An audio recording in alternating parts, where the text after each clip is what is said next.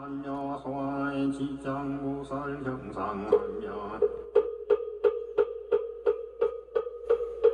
시인의 약시업보로의 하수의 중병차라도 성사의 공덕하여 신족시의 유하고 성경리 중에 가며 시인이 약시업보 명진하여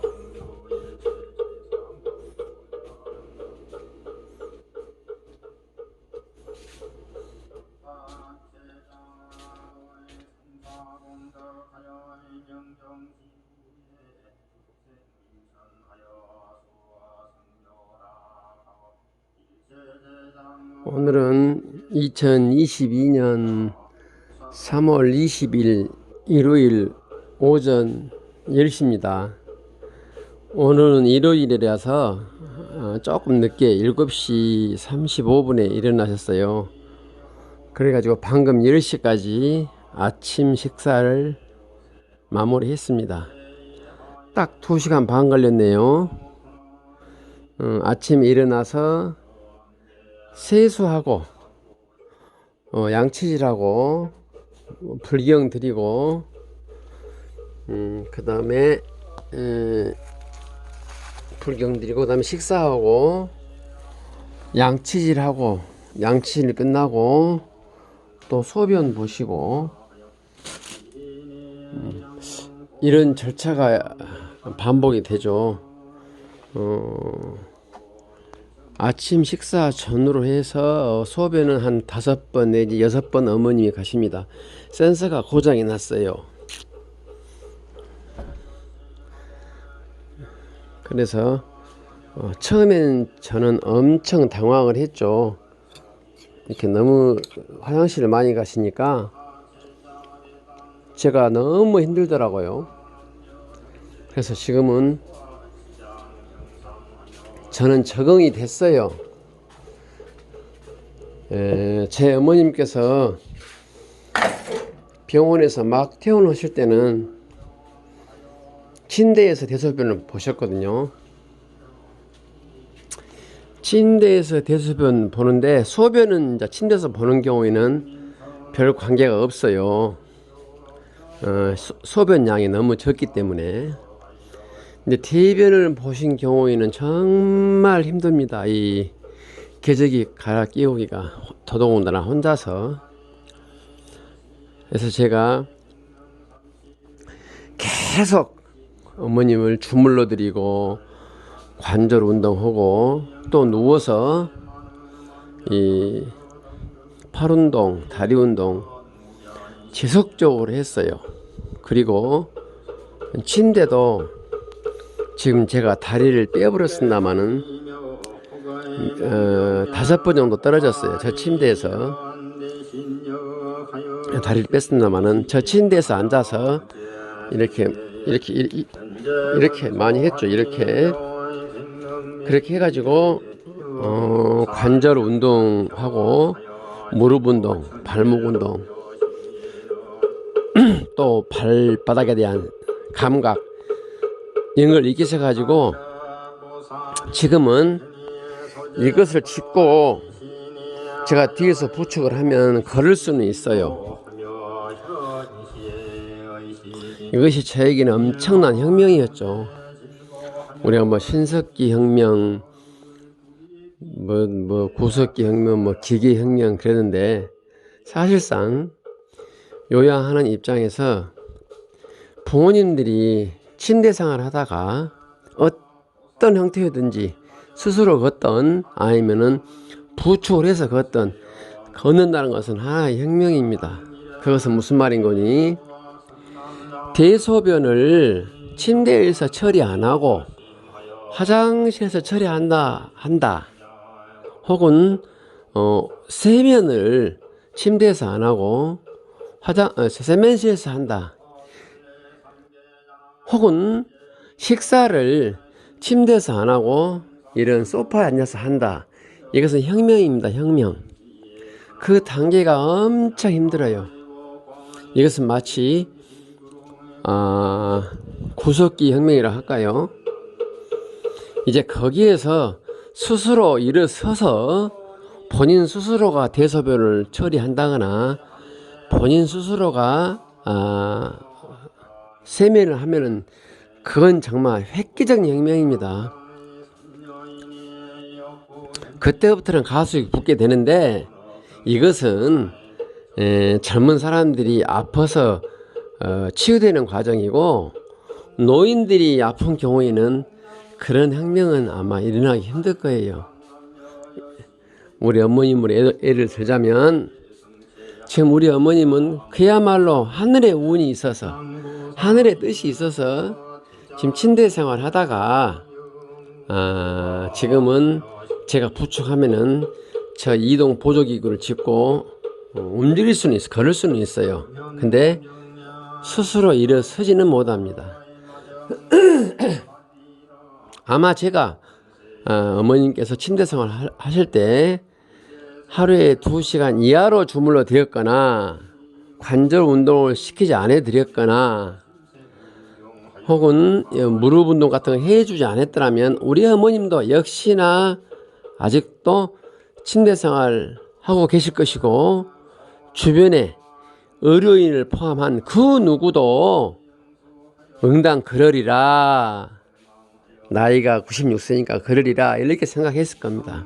그러나 자식 입장에서는 그건 용납할 수 없는 일이었어요. 제 입장에서는 멀쩡한 사람이 요양원에서 요도 감염으로 혼절이 돼가지고 의식불명되고 그 의식이 깨어난 과정에서 3개월간 입원했어요. 그러다 보니까 몸의 모든 근육이 죽어버렸죠. 3개월 후에 다시 우리 집으로 퇴원했을 때 어머님께서는 침대 생활하고 식사도 관으로 하시고 이것은 제 입장에서는 납득할 수 없는 일이었어요. 그래서 제가 병원 측의 충고를 그대로 듣고 저는 경광음식을 뺐습니다. 퇴원할 때까지는 저도 정식품에서 그걸 사서 먹으려고 다 이러고 준비를 했는데요. 그걸 빼버렸어요. 엄니 왜? 내가 알아볼게. 내버렸어요. 그래가지고 서서히 수저로 조금씩 식사를 드려가지고 성공을 했습니다. 이 부분은 다음에 제가 시간 나면 또 말씀드리겠습니다. 오늘 말하고자 하는 것은 몸의 근육을 살려서 뭐 스스로는 못 건다 할지라도 제가 어머님을 무관심성에 방치한 채로 근육을 한 7, 8년 동안 제가 방치를 했어요. 그게 제 치명적인 실수입니다. 요양원에 보낸 것이 결정적인 실수였어요. 요양원에서 2년 반 있는 동안에 몸의 근육이 완전히 죽어버렸어요. 저는 요양원에서 한 번씩 갈 때마다 어머님께서 이동 보조기구 타고 나오시니까 안전상 그런 줄 알았는데 지금 알고 보니까 정말 걷지 못한 거였어요. 제가 어머님께서 정말 걷지 못해서 그랬다면 바로 내가 빼내왔을 겁니다. 멀쩡하신 분이 요양원 가서 걷지 못한 게 말이 됩니까? 더 좋아지지는 못할 망정 더 나빠진다는 것은 저는 정말 이것은 제가 100번 죽어도 내 죄는 씻지 못할 것입니다.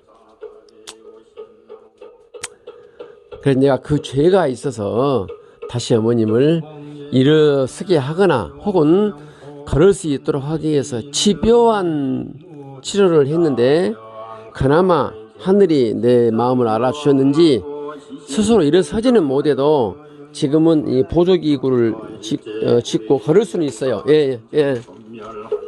왜? 언니 어디 갔다? 언니 충주. 충주 있어, 충주. 어디 거리 갔다? 거리 이거 자식이 있으니까 자식 따라서 내 동생. 쌍천동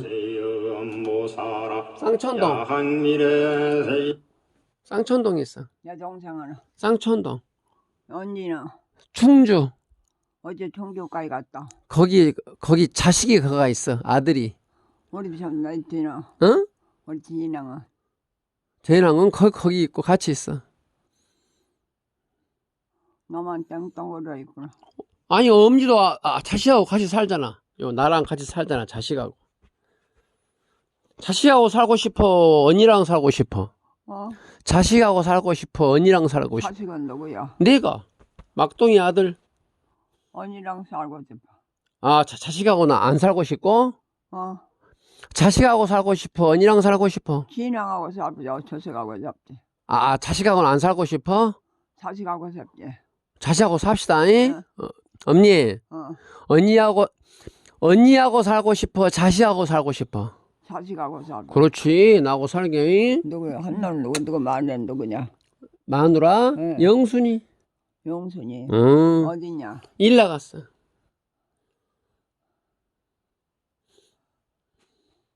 어디서 용순이? 일 나갔어. 일 나가.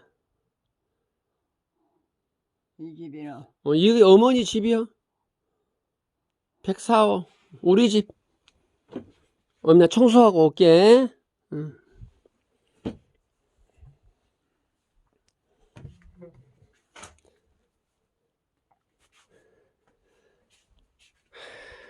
하여튼간 하늘이 제 뜻을 알아주셨는지 이제 어머님은 침대에서 이제 일어나셔서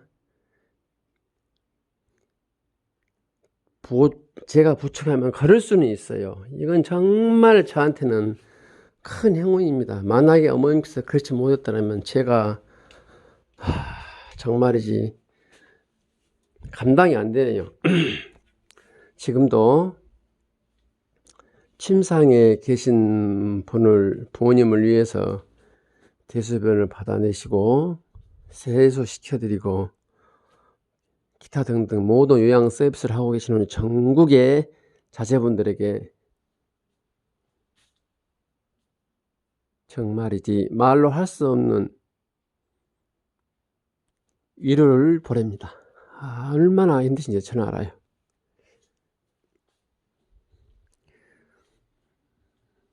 나이가 90 이하신 분들은 물리치료나 근력운동을 계속 하시면 다소나마 침대에서 일어나실 수도 있을 것인데 판단하십시오. 저는 엄청나게 주물러 드렸어요. 제 아버님을 폐혈병으로 돌아가시간 후로 저는 노인들은 주물러 드린 게 보약이다고 저는 결론을 내렸어요. 그래서 엄청나게 주물러 드립니다.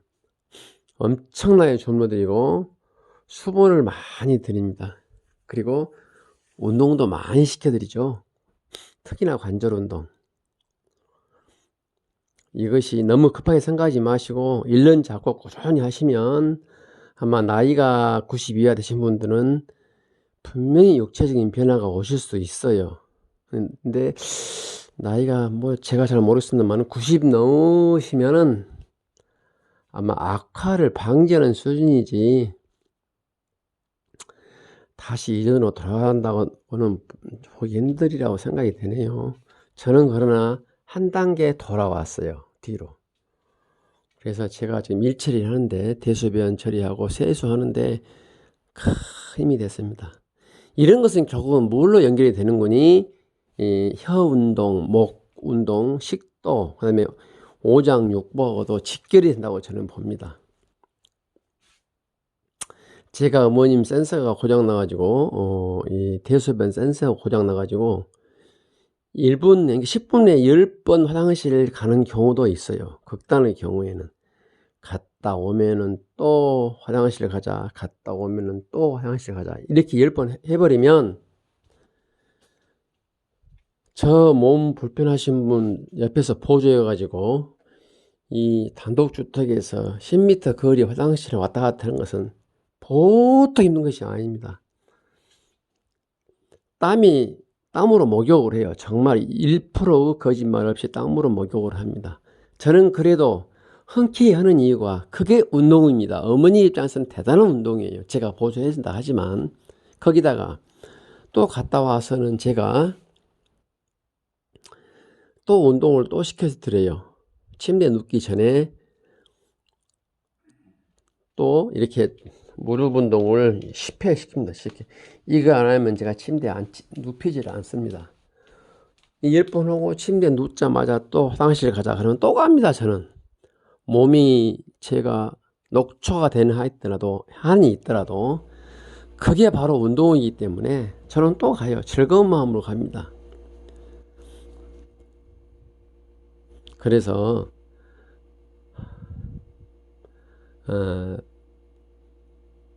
운동 그 자체 근육이 살고 몸이 한 단계 레벨업 되고 아까 말한 바와 같이 하나가 혁명적인 육체의 근육이 변하지만 더더욱 중요한 것은 오장육부가 돌아가서 침이 나오고 결국은 식사를 하게 된다는 겁니다.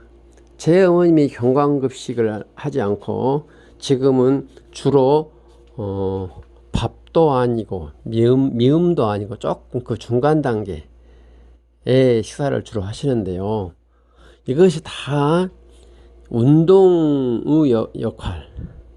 기초적으로는 주물러드리고 관절 운동하고 거기서 하나 더 나가서 센서가 고장 나가지고 하루에 수십 번 화장실 왔다 갔다 함에 있어서 그런 운동들이 오장육부에 영향을 주고 그것이 바로 식사에 영향을 줘가지고 지금 아침에 2시간 반 정도 식사 행사를 했어요. 식사 행사라고 표현할게요. 그 앞에는 전부 다 세수하고 양치질하고 다 포함된 겁니다. 전으로. 이런 식사 행사는 오전 같은 아침 식사는 2시간 반, 점심하고 저녁은 2시간 정도 걸립니다. 저는 이것을 처음에는 멍 했어요. 왜 이럴까 생각했는데 지내놓고 보니 앞뒤 시간 다 빼고 식사 준비한 시간 빼고 식사 첫 수저부터 마지막 수저까지의 시간은 1시간 정도 걸리대요. 1시간 정도.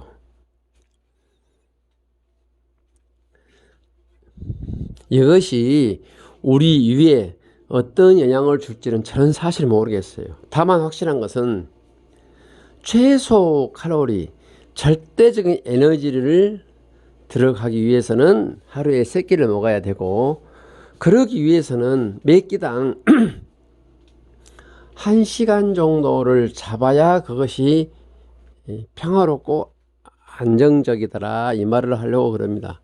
만에 하나 내가 바쁘다고 얼른 식사하고 다른 일을 하기 위해서 또 내가 성격이 급해서 부모님께 식사를 강요를 했다. 이것은 대형 사고의 첫 단추입니다. 특히나 미음이나 이게 묽은 음식을 들으신 분은 사례가 많이 걸려요. 그리고 부모님들이 속에서 받아들이지가 않습니다. 고무 호스로 집어넣지 않은 이상 입으로 삼켜서 1시간 이내에 성인은 10수 정도 식사를 한다면 그 사람은 건강한 사람이에요. 제가 보기에는 그렇습니다.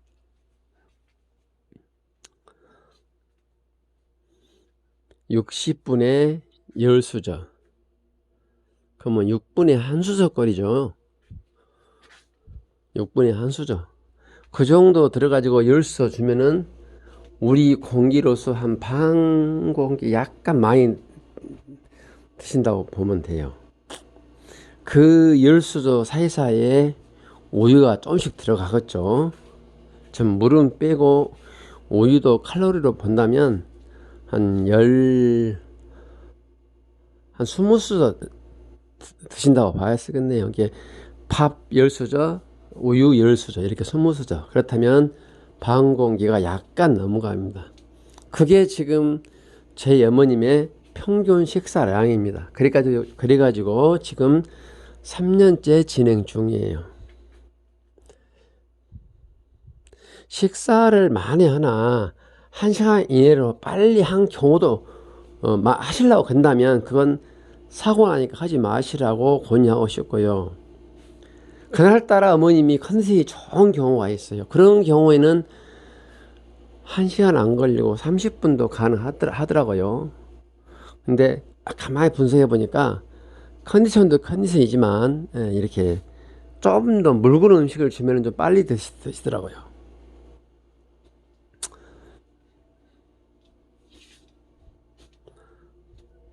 식사 시간만 1시간, 그다음에 세면하고 양치질하고 또 기타 준비하는 등등에 해서 오전에는 2시간 반이 걸리고 오후하고 저녁은 2시간 걸린다. 그리고 그렇게 1시간 정도 천천히 들이시는 것이 이 식사 시 사고 방지에 좋다. 이 말씀이 제가 하고자 하는 말이고요. 식사는 경강금식을 하시는 분 정말 힘드실 건데, 저는 경강금식을 하면서도 물이나 우유를 수저로 조금씩 드렸어요. 그래서 지금 회복된 겁니다. 이것은 다음 기회에 한번 말씀드리도록 하겠습니다.